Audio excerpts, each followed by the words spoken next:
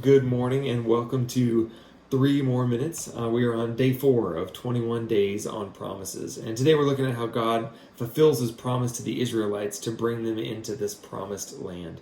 We're first going to be looking in Joshua chapter 21 and verses 43 to 45. And it says this: So the Lord gave Israel all the land he had sworn to give their forefathers, and they took possession of it and settled there. The Lord gave them rest on every side, just as he had sworn to their forefathers.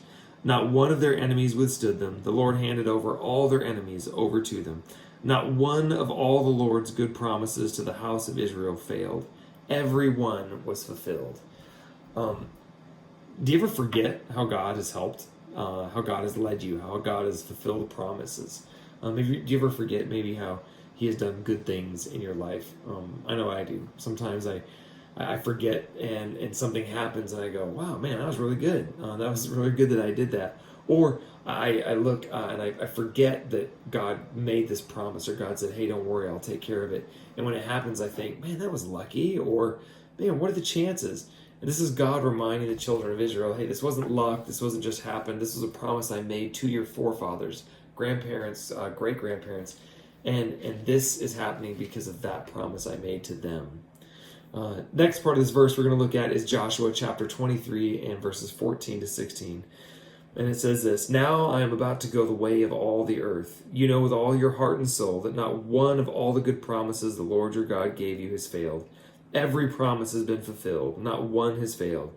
But just as every good promise of the Lord your God has come true, so the Lord will bring on you all the evil he has threatened until he has destroyed you from this good land he has given you.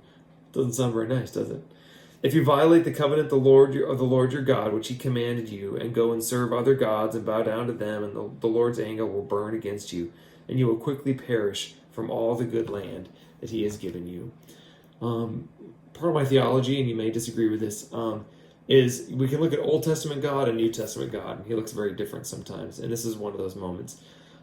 During the time of the children of Israel, when they were wandering around, there's a lot of gods and people to worship. And there were gods that did good things and gods that did bad things. And a lot of times, if there was a God who did something bad, that was where people would focus, not on the loving God, because he's always going to love you, but you'd focus on the God who would hurt you. And so God kind of plays more of both sides, and you see that there.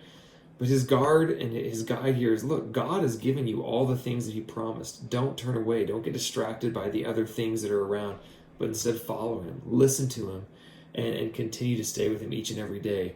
And don't forget what he has done for you. And he'll continue to do that in the future. I know that can be easy for me to forget sometimes. So I hope that we're all reminded to stay close to God and follow him each and every day.